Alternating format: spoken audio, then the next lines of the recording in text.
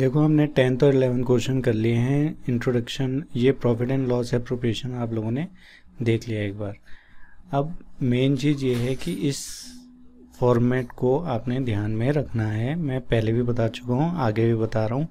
Profit and loss appropriation के चाहे कितने भी क्वेश्चन आपको आ जाएं, आपको ये फॉर्मेट ध्यान रखना है। मेन जो इस फॉर्मेट में है वो इसी फॉर्मेट में आएगा, इसके अलावा इस फॉर्मेट में और कुछ नहीं आएगा। और अगर क्वेश्चन में कुछ अलग चीज़ें दे दी गई होती हैं जो इन सब से अलग है, ठीक है ना, इंटरेस्ट ऑन कैपिटल है तो यहीं आएगा, रिजर्व है तो भी यहीं आएगा, ठीक है ना, ये सैलरी है, कमीशन है और ये जो शेयरिंग प्रॉफिट है उन सब ने यहीं आना है, ड्राइंग ने यहीं आना है। प्रॉफिट, नेट प्रॉफिट जो हमारा आता है वो भी यहीं आएगा, लॉस भी इस साइड आएगा। तो जितनी भी चीज़ें यहाँ पे आपको दिखाई दे रही हैं ये सारी की सारी चीज़ें यहीं आएंगी। इसके अलावा अगर क्वेश्चन में कुछ भी अलग दिखता है तो वो यहाँ पे नहीं आएगा, वो P&L अकाउंट में आएगा। पहले ही बता चुका हूँ कि P&L एप्रोप्रिएशन अकाउंट पार्टनर्स के लिए बनता है, ये फर्म बनाती है और इसमें सिर्फ पार्टनर से रिलेटेड चीज़ें ही आएंगी।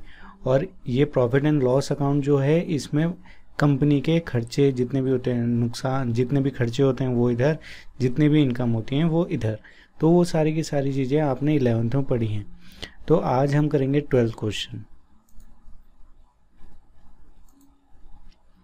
12th क्वेश्चन है, 12th क्वेश्चन कह रहा है X and Y are partners sharing profit in the ratio of 3:2। X और वाई दोनों पार्टनर हैं और दोनों प्रॉफिट 3:2 के रेशियो में शेयर कर रहे हैं with capital of rupees 8 lakh and 6 lakhs respectively. Interest on capital is agreed 5% per annum. उनको इंटरेस्ट कितना देना है? 5% पर एनम देना है। Y is to be allowed an annual salary, उसको एनुअल सैलरी मिलेगी 60,000 की, which has not been withdrawn, जो उसने अभी तक निकाली नहीं है। यहाँ भी देखो उसने पूरे साल की एक साथ दे दी है। पिछले वाले क्वेश्चन में हमको पूरे साल की नहीं देते थे, मंथ की देते थे, तो हम उसको इंटू 12 करते थे तो पूरे साल की निकल जाती थी। तो y is to be allowed an annual salary of ₹60,000 which has not been withdrawn. y को 60,000 रुपये की सैलरी मिलेगी जो कि उसने अभी तक निकाली नहीं है। Profit for the year ended 31 March 2018 before interest on capital, यानी कि अभी तक इंटरेस्ट दिया नहीं है, बिफोर इंटरेस्ट ऑन कैपिटल है, ठीक है। But after charging y salary, पर y की सैलरी उन्होंने दे दी है, अमाउंटेड टू ₹2,40,000, यानी कि 2,40,000 में से उन्होंने इंटरेस्ट ऑन कैपिटल तो अभी नहीं दिया लेकिन y की सैलरी दे दी है। तो 2,40,000 में से ये 60,000 तो चले गए, है कि नहीं? तो हमें टोटल क्या करना पड़ेगा? यहाँ इंटरेस्ट ऑन कैपिटल में हमको टोटल प्रॉफिट पहले लेके आना पड़ेगा, है कि नहीं? अभी बताएंगे कैसे। A provision of 5% of the profit is to be made in the respect of commission to the manager. अब provision of 5% of the profit, जितना टोटल प्रॉफिट है, जितना भी टोटल प्रॉफिट है उसका 5% उन्होंने किसको दिया है? कमीशन, मैनेजर को दिया है। अब देखो जो P&L एप्रोप्रिएशन अकाउंट था उसमें हमने क्या जाना है कि उसमें सिर्फ और सिर्फ पार्टनर से रिलेटेड चीज़ें ही आएंगी। तो ये तो मैनेजर है, अब ये मैनेजर को अगर कमीशन दे रहे हैं तो मैनेजर को अगर कमीशन दी जाएगी तो किधर जाएगा?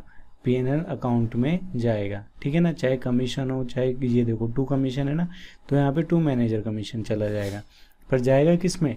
प्रॉफिट एंड लॉस अकाउंट में। और वहीं पे अगर P&L एप्रोप्रिएशन की बात की जाए तो यहाँ पे ये सारी चीज़ें आती हैं। तो ये वाले क्वेश्चन में अब कहानी क्या बन रही है कि जितना टोटल प्रॉफिट हुआ उसका 5%, तो टोटल प्रॉफिट कितना हुआ?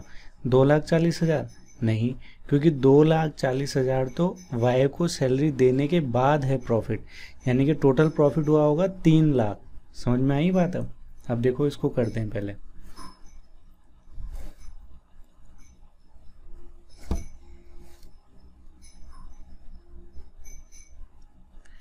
देखो एक्स और वाई 2 पार्टनर हैं, ठीक है,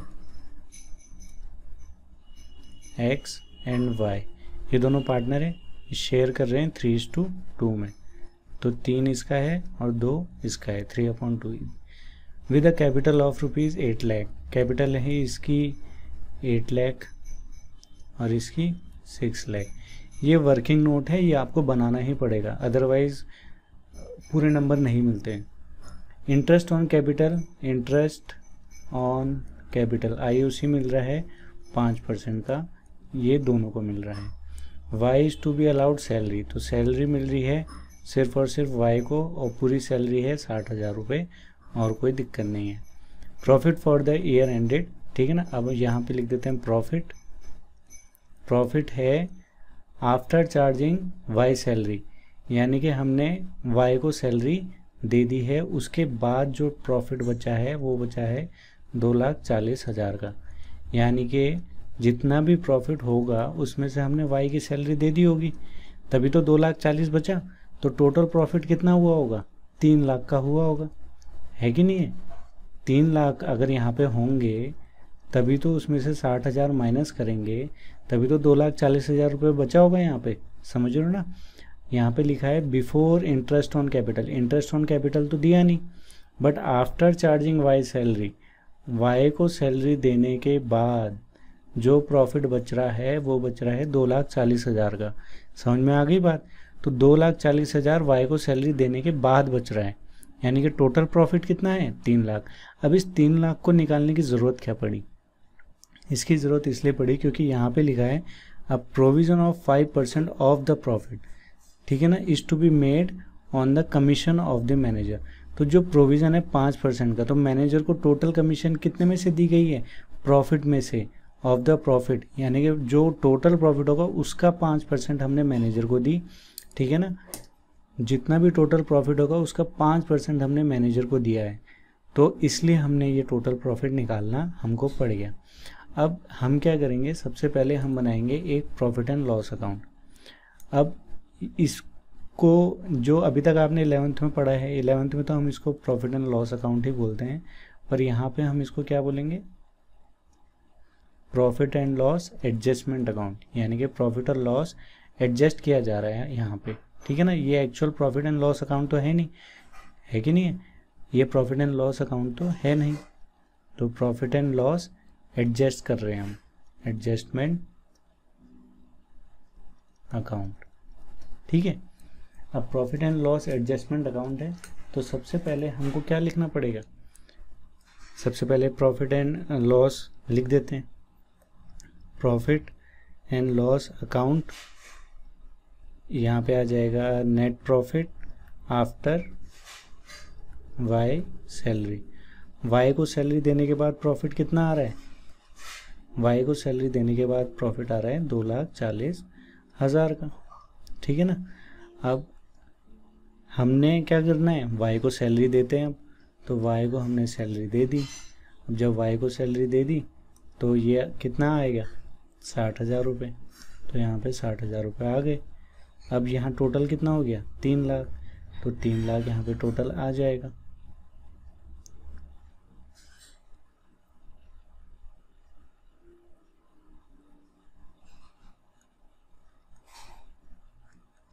आ गया।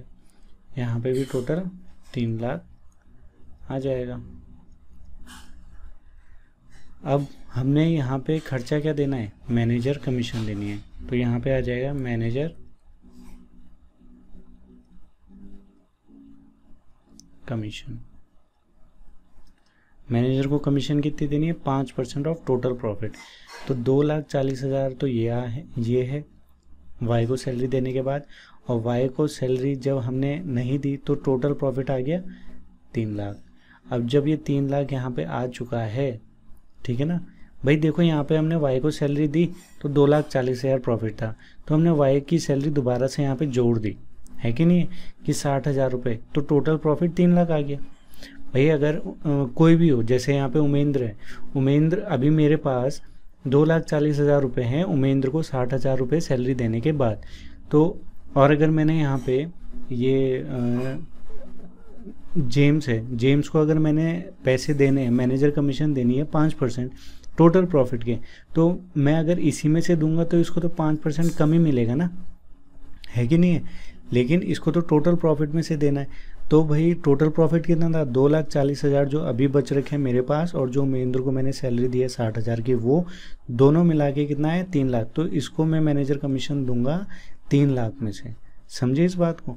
तो जो हमने माइनस कर दिया था, वाई की सैलरी माइनस कर दी थी, उसको हमने यहाँ पे प्लस कर दिया ताकि यहाँ पे टोटल प्रॉफिट हमारा आ जाए दोनों साइड, और फिर हम उसमें से जो जेम्स है उसको उसकी कमीशन दे देंगे। तो 5% यहाँ पे कितना आएगा, 3 लाख का 15,000 आएगा। ठीक है, अब 15,000 आने के बाद यहाँ पे बैलेंस कितना बच गया, 2,85,000 रुपये बच गया। ठीक है, 2,85,000। अब ये जो P&L अकाउंट है, तो P&L अकाउंट से पैसा कहाँ जाता है, पार्टनरशिप में, profit transfer to P&L appropriation account, तो ये पैसा यहाँ जाएगा। ठीक है ना, तो P&L एप्रोप्रिएशन में कितना पैसा चले गया, 2,85,000। तो ये हमने सब कुछ कर दिया। इसके बाद बनेगा P&L एप्रोप्रिएशन अकाउंट, जिसमें पैसा कितना आएगा, नेट प्रॉफिट कहाँ से शुरुआत होगी, 2,85,000 से। अब देखो यहाँ पे हमने पैसा जोड़ दिया था, वाई को सैलरी यहाँ पे दे दी थी ना हमने। अब हम क्या करेंगे, वाई को सैलरी वहीं देंगे P&L एप्रोप्रिएशन अकाउंट में। क्यों देंगे, क्योंकि मैंने जैसे यहाँ पे आपको बताया कि भाई अगर जो चीज़ यहाँ की है उसको यहीं लिखना है। ठीक है, अब देखो हमने वाई को सैलरी वहाँ P&L अकाउंट में एडजस्ट करवा दी थी, तो वहाँ हमने जोड़ दी। अब यहाँ पे वाई को सैलरी दोबारा दे देते हैं तो कट जाएगी, है कि नहीं है। हमने वाई की सैलरी कहाँ शो करनी है, पार्टनर्स अकाउंट में तो शो करेंगे, P&L एप्रोप्रिएशन अकाउंट में तो वहीं कर देंगे। तो यहाँ पे हमने यहाँ पे वो सैलरी जोड़ दी ताकि जो पूरा प्रॉफिट है यहाँ आ जाए।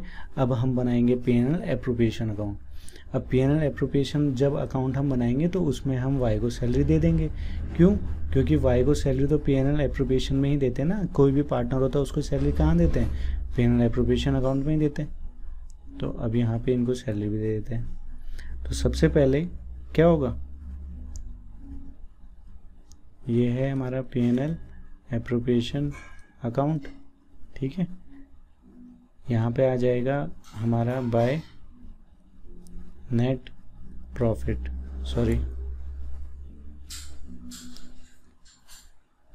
बाय P&L से क्या आ रहा है, नेट प्रॉफिट आ रहा है। कितना आया है, 2,85,000 रुपये। ठीक है, हमने कुछ नहीं करा है, सब कुछ ऊपर ही हमको दे रखा है, हमने सब कुछ निकाल रखा है। यहाँ पे देखो सब कुछ यहाँ पे 2,85,000, 15,000 की मैनेजर कमीशन, वो सब निकाल के अब यहाँ है। अब इसके अलावा है ना, अब ये 2,85,000 किसके बाद आया है, ये 2,85,000 हमारा कब आया, जब हमने क्या किया, जब हमने मैनेजर को कमीशन दे दी। तो यहाँ पे लिख देंगे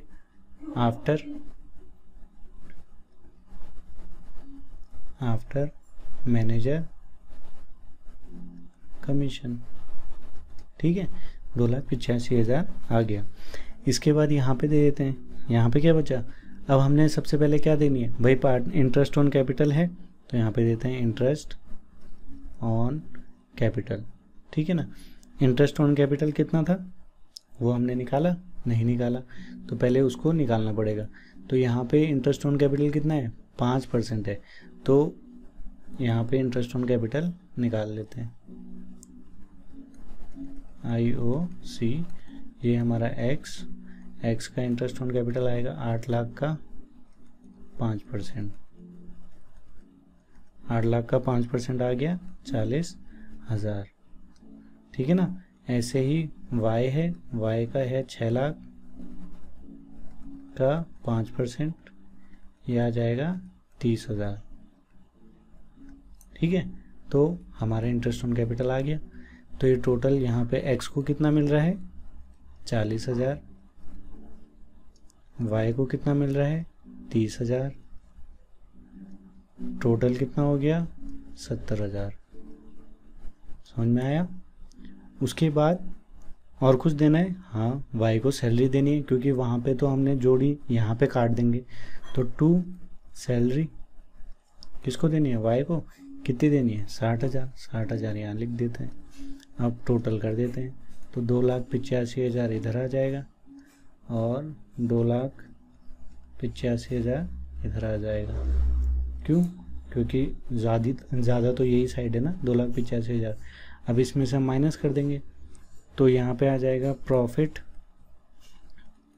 transfer to X capital account और वाई कैपिटल अकाउंट।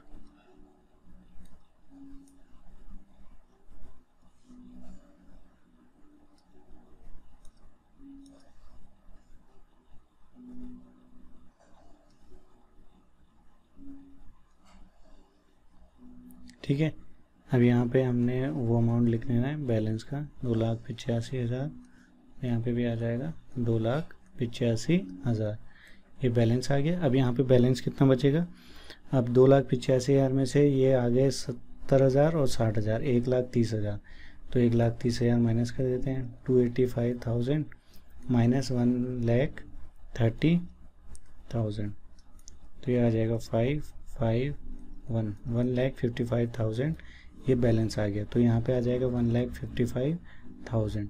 ये किस में बटेगा, पार्टनर्स में बटेगा। अब पार्टनर्स में बटेगा कैसे बटेगा, जब भी देखना होता है तो हम क्या करते हैं, प्रॉफिट शेयरिंग रेशियो देखते हैं। तो प्रॉफिट शेयरिंग रेशियो कितना है इनका, 3:2, तो 3:2 के रेशियो में हम इनको बांटेंगे। तो 1,55,000 को 3:2 के रेशियो में बांट देते हैं। तो एक्स जो है 1,55,000 का 3/5 लेगा, ठीक है ना, क्योंकि x और y का रेशियो क्या है, 3:2 है, यानी कि 3 रुपये ये ले रहा है, 2 रुपये ये ले रहा है। तो 3/5 x का हो गया, y का हो गया 1,55,000 का 2/5, ठीक है ना।